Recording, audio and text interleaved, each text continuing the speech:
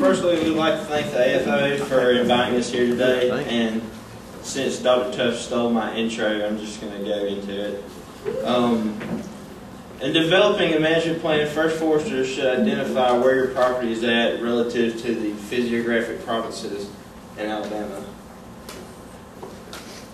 So our property was located in southeast Bibb County, and as you can see in these maps, it lies in the upper coastal plain. It's kind of a transition phase between the Piedmont, the Ridge and Valley regions, and the upper coastal plain.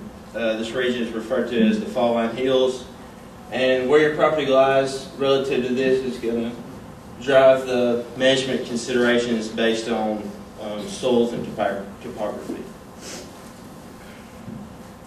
Next, foresters should interact with you and determine what your set of objectives are. And the Brown family objectives that we had to work with is they wanted to use this piece of their endowment as a set-aside to reinvest revenues from active management strategies over a 20-year horizon. Wanted to improve wild turkey habitat and overall recreational values. Wanted to explore alternative management strategies to produce a better rate of return on lands that are currently in plantation.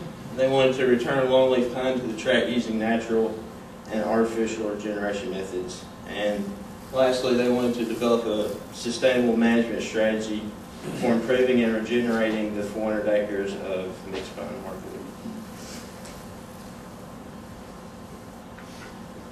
So based on the objectives, foresters should know based on academic training, past experience, and the wealth of scientific literature that pertains to the application of forestry, they should know some things about your objectives and how they could be potentially accomplished.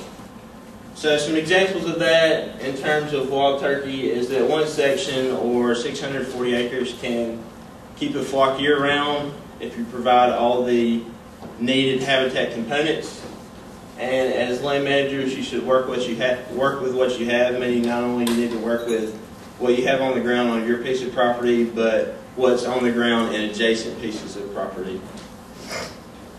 And nesting and brooding portion of the life cycle is the most crucial and critical in terms of managing for wild turkey, because this is the time of year that they're most vulnerable to predation. And if you can provide these habitat components in adequate proportions, you can stimulate population growth of this game species. Longleaf pine, according to a survey that was done by Reed by the Forest Service in 1905, Bibb County was approximately 78% pure longleaf stands. This is actually a picture of a guy at the turn of the century in one of the stands in Bibb County where we're at. We know that cone production is stimulated by open type conditions.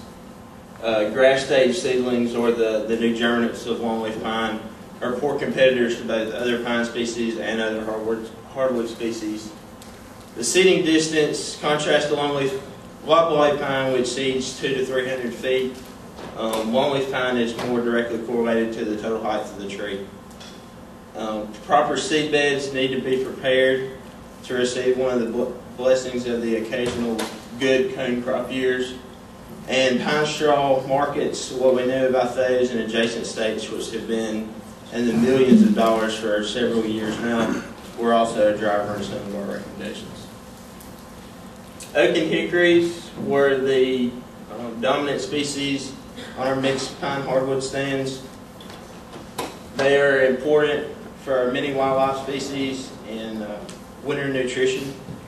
They're also a species that, contrary to common belief, is perpetuated by fire, which means that fire is needed to regenerate them in the numbers that you desire. And according to Forest Service data, these forests are currently at risk from encroachment from the following species: red maple, sweet gum, yellow poplar, and American beech. American beech does have some habitat benefits, but in upland stands where oak and hickory should be at, it shouldn't be a part. The other species represent species that don't really provide any habitat benefits. So in terms of managing for wildlife habitat, they're undesirable. So after your objectives have been stated and the foresters have an idea of how they may be accomplished, then they should use GPS technology to determine the timber types that you have, what proportion they're in, and what location, where the location within the stand is at. Data recorders can also be used to map any other important stand attributes that will help them in developing management recommendations. And then based on this, they should be able to develop a measurement or cruising strategy to gather data that will help them make needed recommendations. So this is one of the maps that we generated. So the purple area represents a 65-year-old, 12-year-old pine plantation. And to get the shape, the true shape like this, which is really irregular, you have to actually walk around the stand. The other two areas are 20-year-old pine. One of the areas actually fit into one of the corners, so it was easy to draw out. The other part was also another area that we had to walk around. And so this represents some other stand attributes.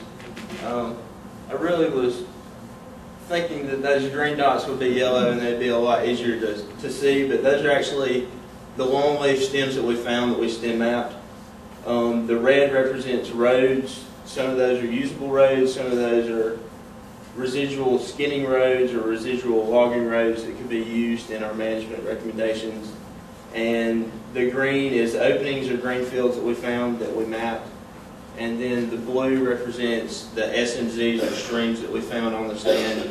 And we actually drew those in using a topographical map. And we put a buffer around these because we needed a wider buffer for good wild turkey habitat.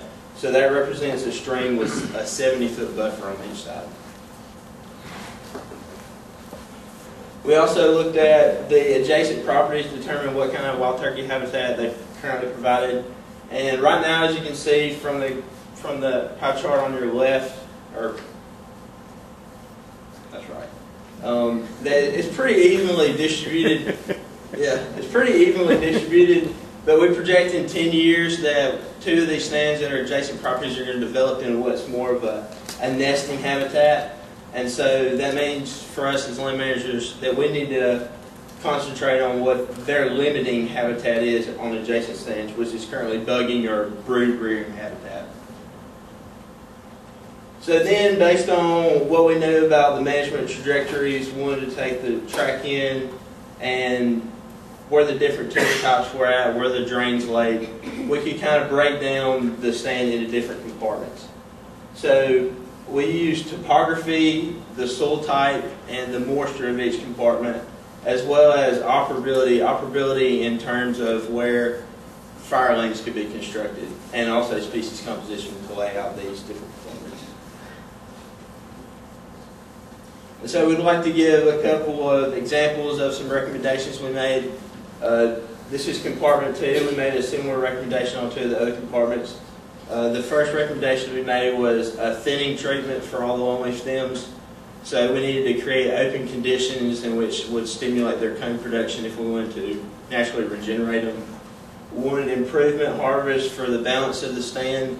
As you will see, there were some problems in species composition that we found with our data.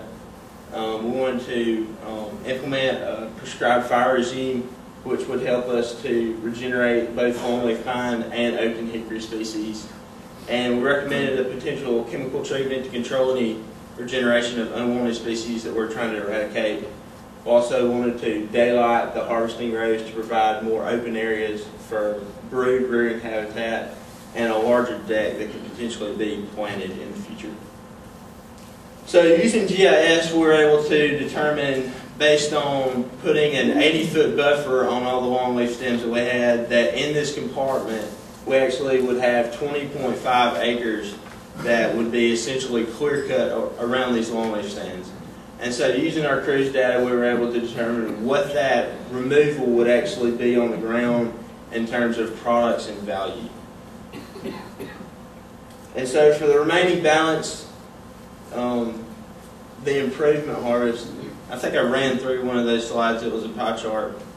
But we had a lot of, approximately 40% of our trees per acre were taken up in sweet gum and red maple, which are both very undesirable species, and species that we weren't trying to manage for. So what we wanted to do was take out the sweet gum, the red maple, sourwood, poplar, give more room for the regeneration of the species that we did desire.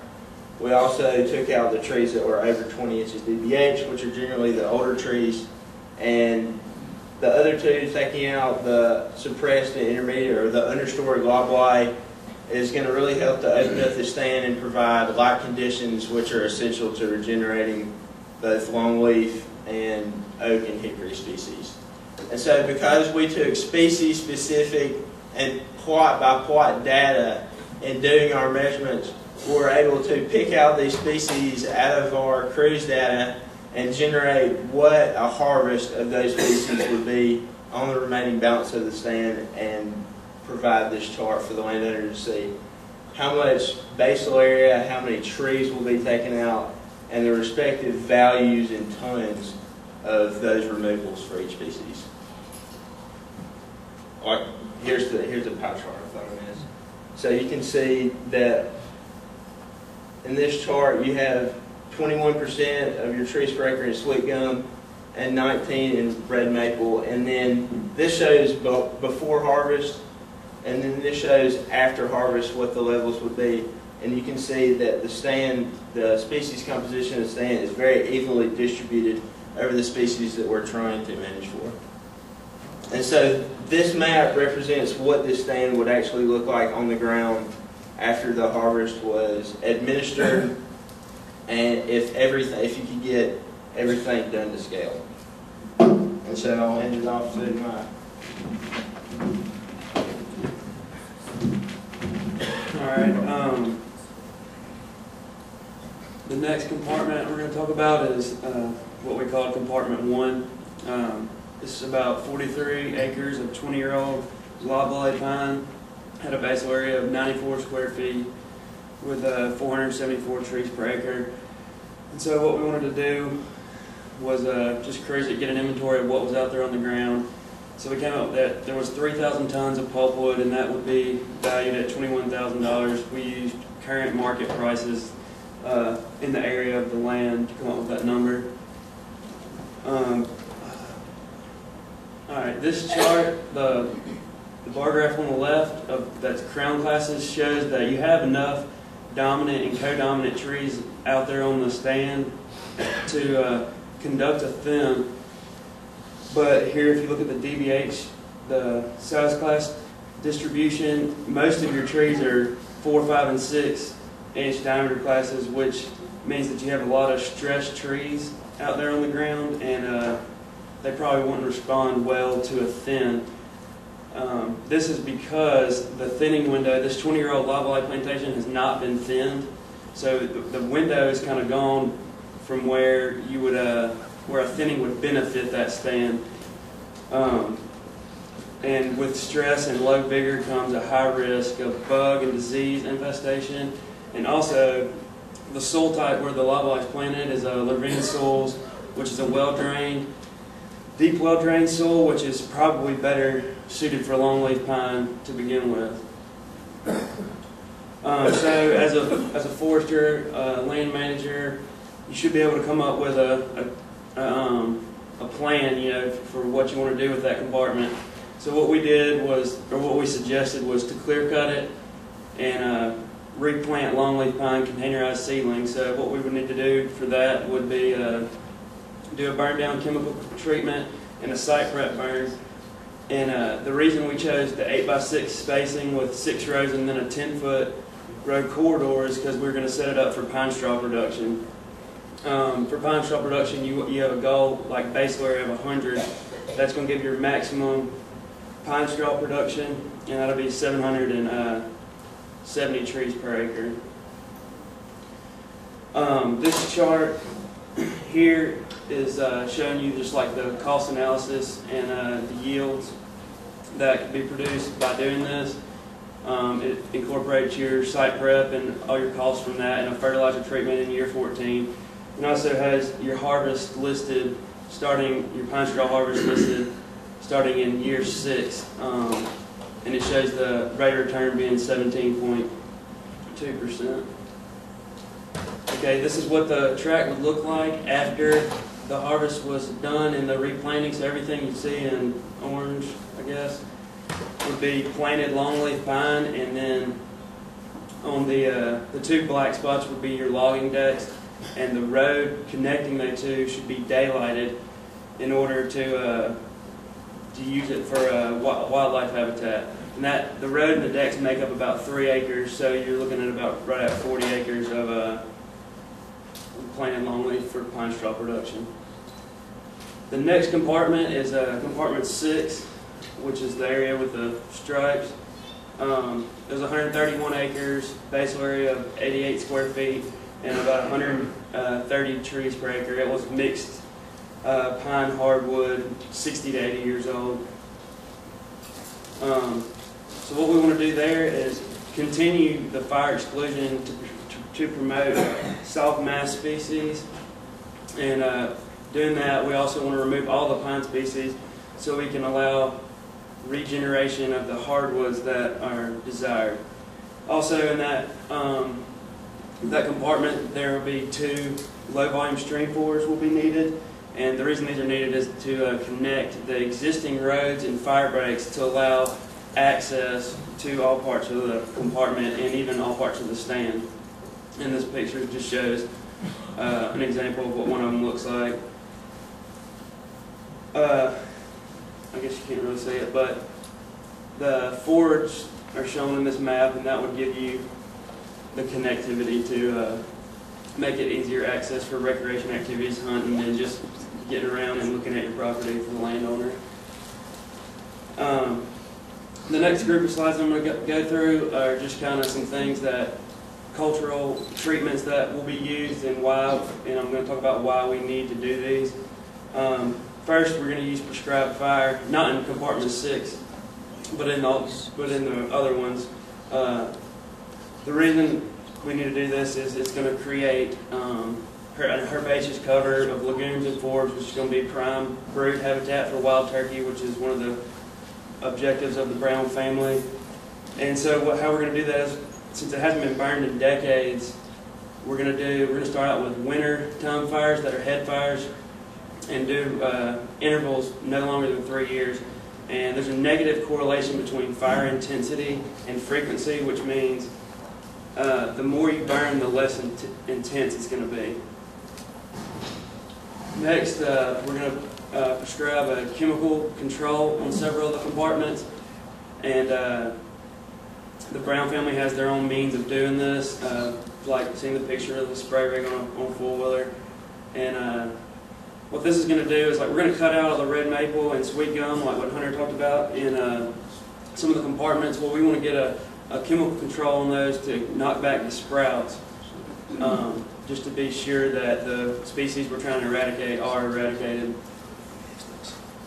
Okay, and then for the wild turkey habitat, we wrote a little plan on what, just a suggestion on what could be done. So since all the roads are going to be daylighted, which means that there's going to be a 30-foot buffer on each side of the road, and what we suggested that you plant a mix of cool season and warm season grasses and legumes. That way you have like a consistent supply of supplemental plantings for your wild turkey year-round. Chufa is a very important one, so we suggested planting that in years of reduced mass from your hardwood species. It would kind of take the place of that. And also another way to benefit your wildlife is to implement strip disting. It's a lot cheaper option rather than planting. And what you could do is you do it in like a 5-year rotation based on the literature. What they say is, in the first 2 years you're going to disc, you're going to get a lot of annual grasses coming in, and in the years 3 and 4 you get a lot of perennial grasses. And after year 5, the benefits for your wild turkey kind of decline. So in that time, you would kind of rotate the areas that you were strip disking into the areas that you previously planted, vice versa. And what we did here was created a pro forma in 3 different situations, and with your investments over the 20-year period, and these would be the end holdings at the end of your 20-year period in 3 different scenarios. Any questions?